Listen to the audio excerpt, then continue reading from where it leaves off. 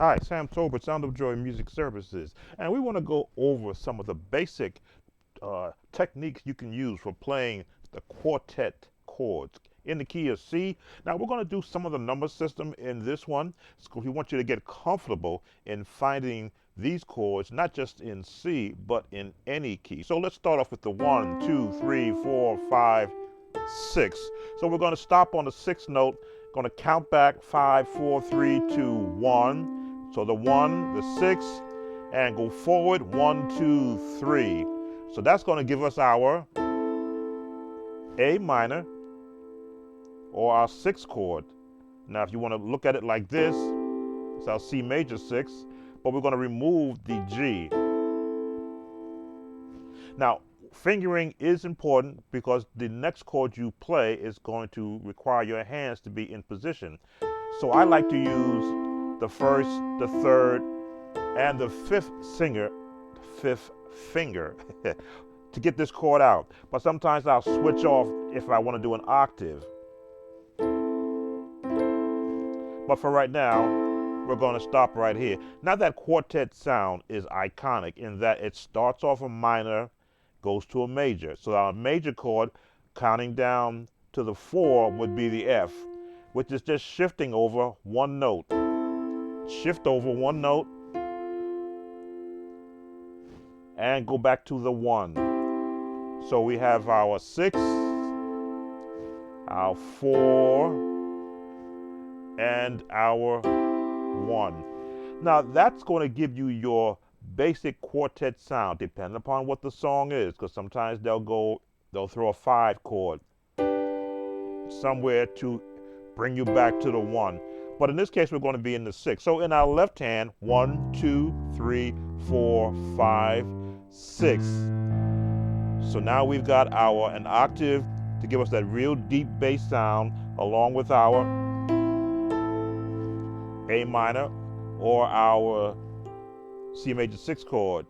Now the bass can just hang right here, or go from the 6, 5, 3, 6, 6, 5, 3, 5, 6, 5, 4, and the 1.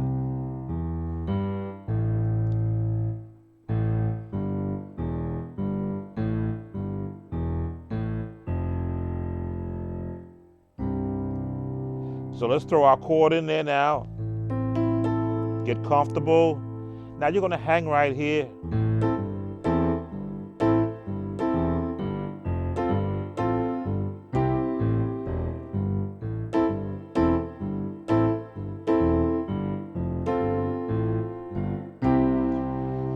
All about getting to the 1. Now, again, it depends upon what song you're playing. But if you start this run or these chords and that pattern with around any male singers, you will catch their attention.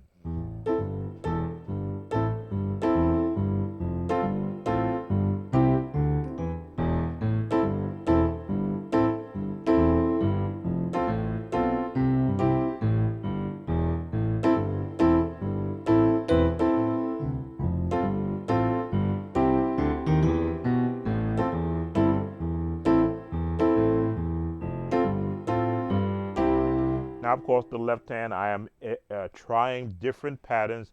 If you have a bass player, then you'll just be up here.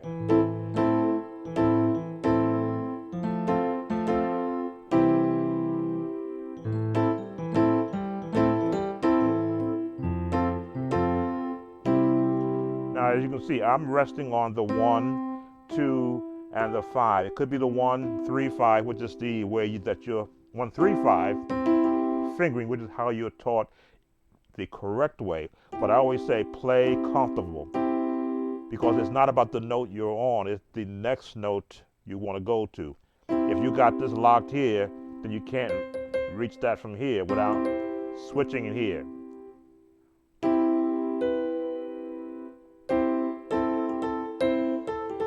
If you want to be free to move while you're in the chord.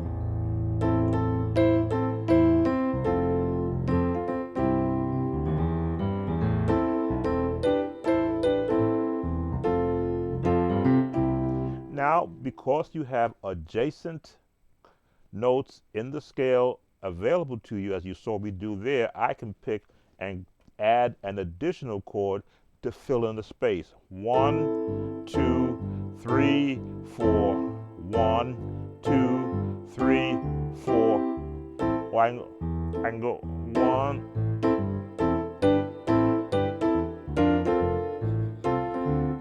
Now I added in the 5. I've added in a flatted 7, right? Flat the 7 to the 1. These are all the things that you would hear in a lot of the traditional quartet style. So I'm going to pull up a drum pattern because it really works best when you have a drum pattern. See if I can find one that's going to be appropriate. Okay, this should do. Quartet sound. Just going to get the right tempo. 3, 4.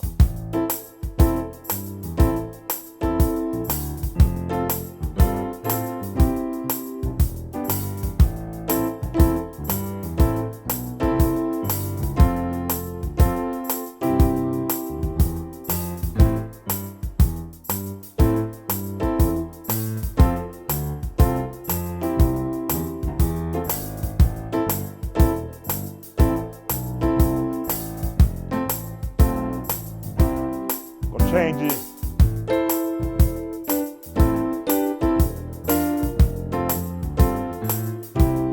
Watch it.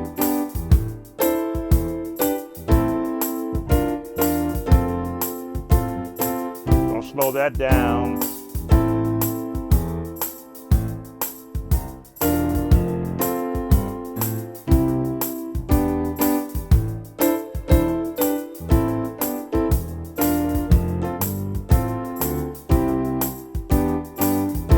Now you see how I can throw in that chord in there to get to the F, G, the A minor,